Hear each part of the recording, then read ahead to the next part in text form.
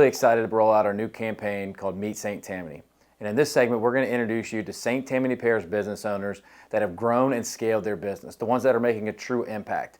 And if you want to grow your business in 2026 and beyond, we highly recommend you tune in to learn from these great business owners who have made a huge impact on our community so that you can learn how to make one as well. So subscribe to this channel to learn from the great businesses of St. Tammany Parish.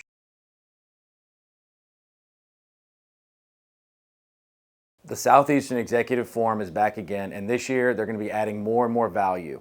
There's going to be great networking, and above that, there's going to be education on how our local economy, not Greater New Orleans, not Louisiana as a whole, but our Northshore economy will provide opportunities for growth for you in 2026. So if you want to network with great business owners and learn about our local economy, check out the information that Dean Lopez has on the Executive Business Forum that's happening in 2026. Welcome to Meet St. Tammany podcast. I have my co-host Lauren here, and we have some people from the SLU Executive Business Forum, and we're going to talk about what they have going on and why, if you're a business owner in this area, you need to be involved in the event, right? We're going to talk about economy, growth, and opportunity, which from last year, Lauren said she attended, and it was an awesome event, and collaboration, education, and networking, which is what I think St. Tammany does really well, and y'all are providing that opportunity for people. So, Dean, why don't we start with you and talk about what this event is, why you created it, and how long it's been in existence. Sure. So this is going to be our third year hosting this event. Third time's a charm. Mm-hmm. Third time. That's right. That's right. We did it the first year, and we thought, well, this went really well, but now we've got to prove that we really know what we were doing. Right. Because the first time could have been a fluke, and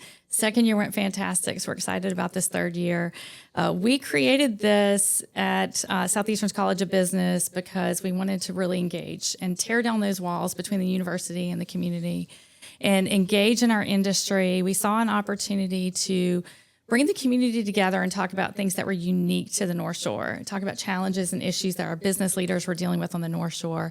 We had this actually came out of our advisory board. One of our advisory board members recommended it, and we followed through with it, and it's been fantastic. So it really gives the community an opportunity to come together, go through, talk about different challenges, talk about issues, and then talk about, as you mentioned, opportunities and how do we take advantage of those opportunities. Yeah. I think the cool thing about what y'all are doing at the College of Business, and I mean, I was a part of the business school at LSU, and I don't remember there being this much connection with the actual community. I mean, you've invited me to come speak. I know you've had other professionals come and speak at the school, and I love how y'all are bridging the gap, because last year or 2 years ago when I went, it was definitely a younger vibe in the room because there was so many students there that were working the event. There was the College Business green everywhere. College Business was there. All the students were there greeting you. They were professionally dressed.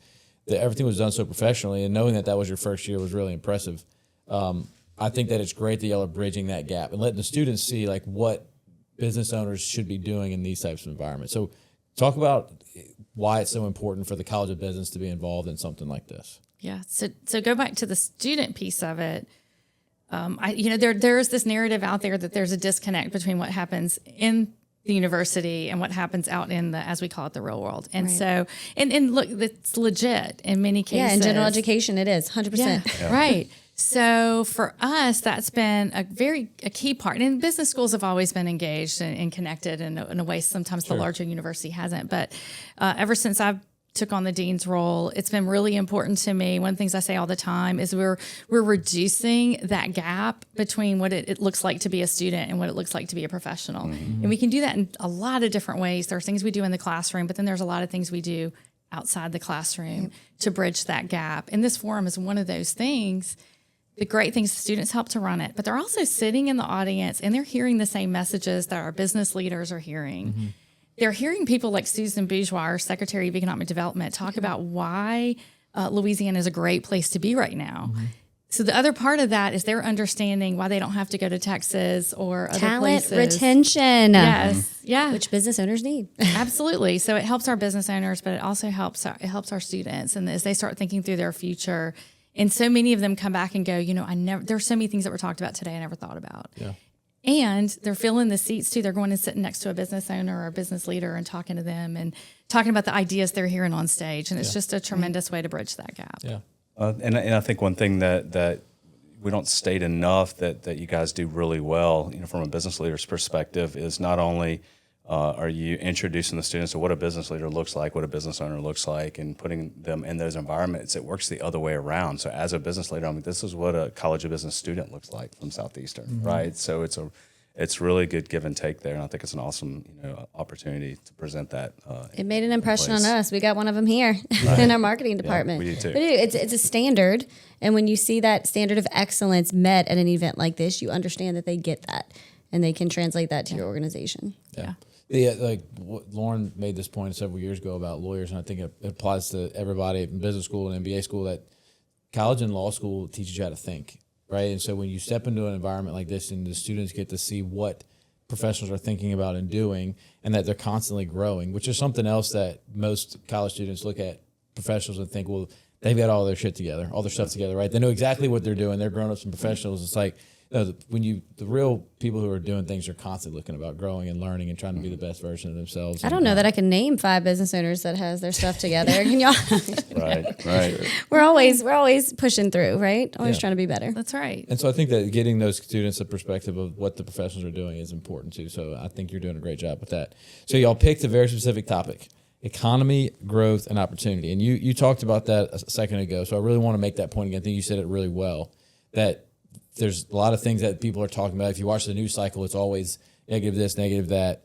But in Louisiana right now, we're in a very special place. And then on the Northshore, I think that we are one of the most unique places in this country with opportunity. And so we'll talk about why y'all chose this topic this year.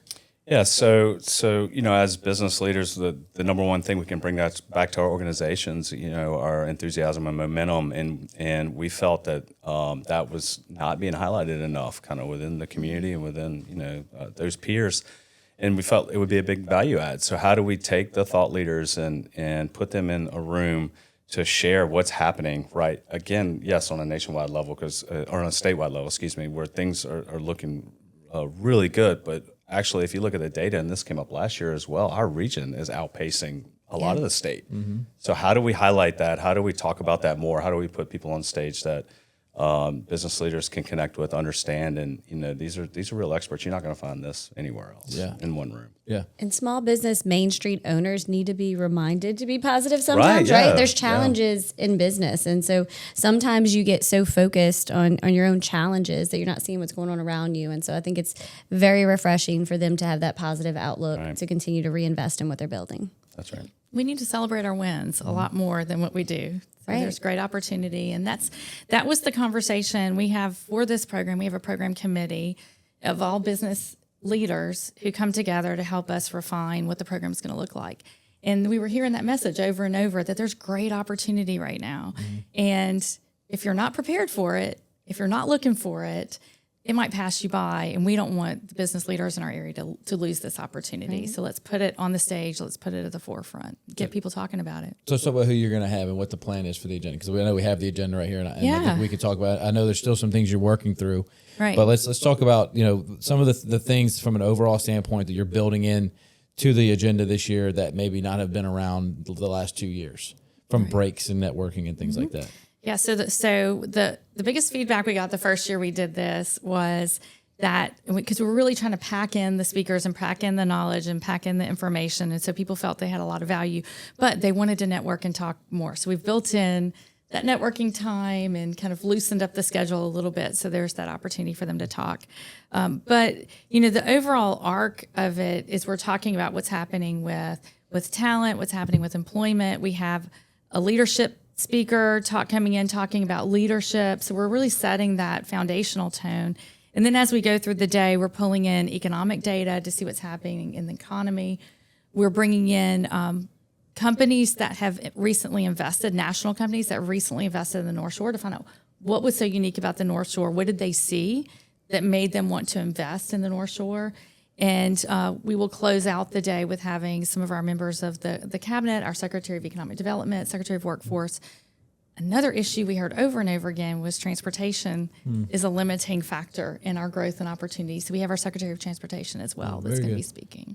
So I want to talk about Mr. Roberts. Yeah. Harvard law grad, NFL coach, author, angel investor, keynote speaker, and speaker to Fortune 100 companies, pro sports teams, and top industry associations. How did you get connected with him, and tell me about him?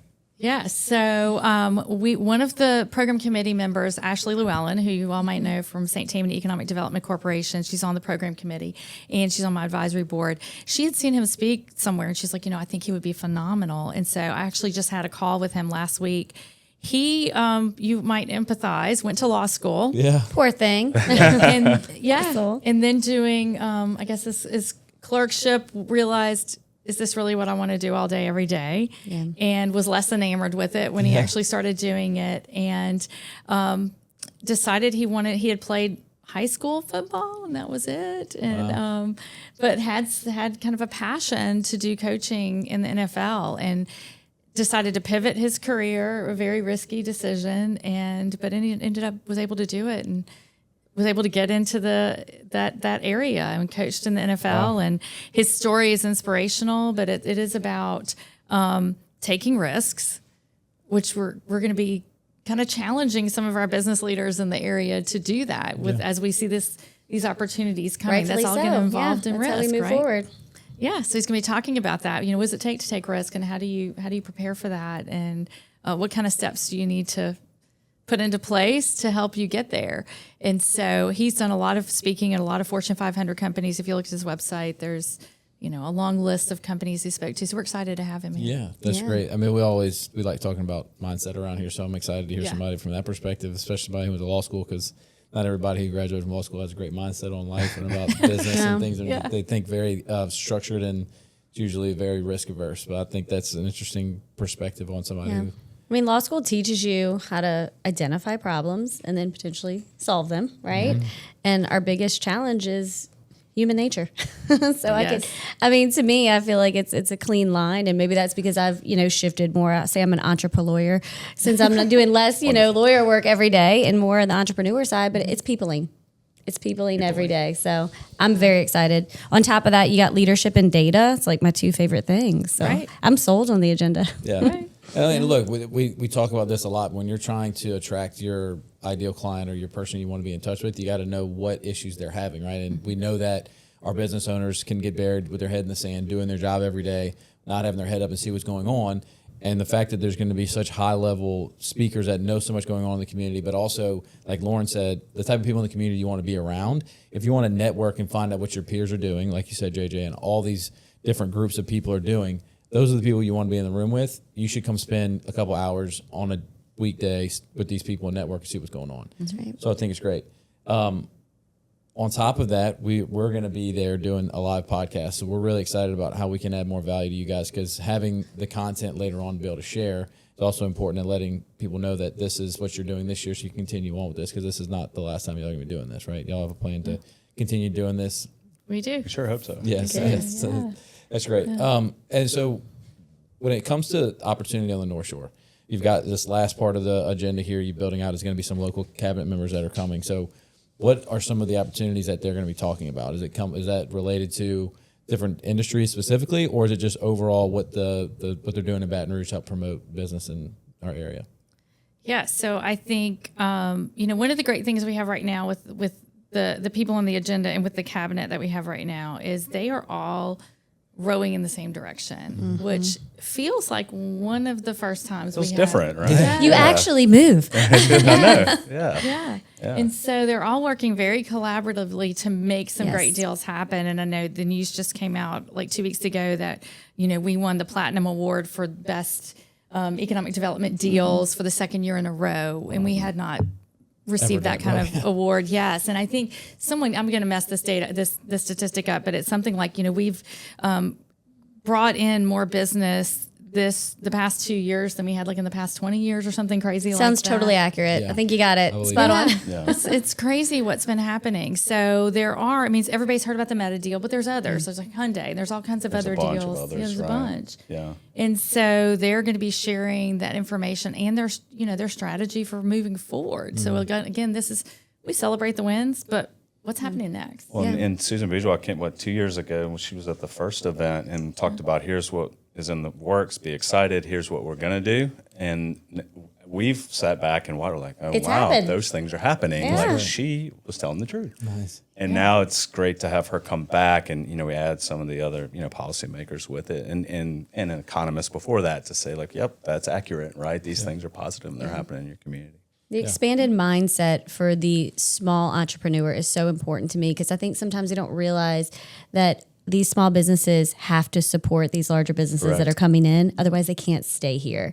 And so really understanding how you can add value so that you're actually feeding the ecosystem, not just your family. I mean, that's a huge win. Right. That's true. So I appreciate y'all doing that. You think about, Jared, you mentioned you're spending a few hours at this, and it's always a challenge. You've got a small business owner or a medium-sized business owner or large business owner, and you're thinking, do I have the time to get away from the office? Mm-hmm. Can I take some of my staff outside of their day-to-day jobs? And I mean, Jay, you can speak to, you guys bring a whole staff there. We do. Yeah. It's always a question, right? Like, is this, a good value add for my time or cost benefit? What is that? And how do you evaluate that? And we just feel like the information that's presented is, we bring 2 tables full of people. A lot of our executive team, and then some of our local business owners, our franchise owners in St. Tammany and Tangipahoa. And we just feel it's that valuable for them to understand. I mentioned momentum and enthusiasm earlier. If we can kind of, force feed that into everybody that's on our team and see it the way we see it, just talk about getting everybody rowing in the same direction. Yeah. Right. Feel good about what we're doing. It's one way to find more things to do is to test your system. Like leave for a day and see which part of your system doesn't work, and then that's what you get to work on the next day. So give yourself some projects to work on, right? That's what we talk about. A dual purpose. Yeah, we tell a lot of our business owners, like if you're gonna leave your business for a whole day, which system would break first? And that's the one you should probably prioritize. So it's a good way to test that theory. And there's plenty. I have an event tomorrow. There's plenty of events to go to where you can network and do those things and see some of the same people, but to see these peers and these politicians and policymakers in a room with the experts that are going to speak and the information you're going to get, that's what's really unmatched when it's specific and relative to the Northshore. Right. And not just one of them, it's all of them. It's all of them. Right. Yeah. Yeah, and we've gone to these events before, put on by other people, and they're hybrid New Orleans, North Shore, Southeast Louisiana, maybe some South Mississippi type of stuff, because those different communities that are not the North Shore are impacted more by those people, and we are impacted by them too, but I do just like how much y'all are focusing on the North Shore and what we're doing here for a business that's located here and how they can think about the perspective of our community for sure. So as we get closer to the event, like what are y'all looking for? I know that there's opportunities for people to get a table and reserve seats for your staff. You can share tables with people, I'm sure. Right. And you're looking for sponsors. So how many people are going to be in the room? So we had over 500 people in the room last year. Wow. Cool. We had to go out and get more tables because we didn't have enough tables. Casting Center did not have enough tables. Good so we event got more. chaos, right? Yes, Blessings. it was good. We made it all work. And then the prior year we sold out as well. So the past 2 years we've sold out. So we're encouraging people, go ahead and get your tables now. Yeah. So we have table sponsorships so people can bring their staff. And then we have higher level sponsors because you are getting your brand and your name in front of the key decision makers in our area. Yeah.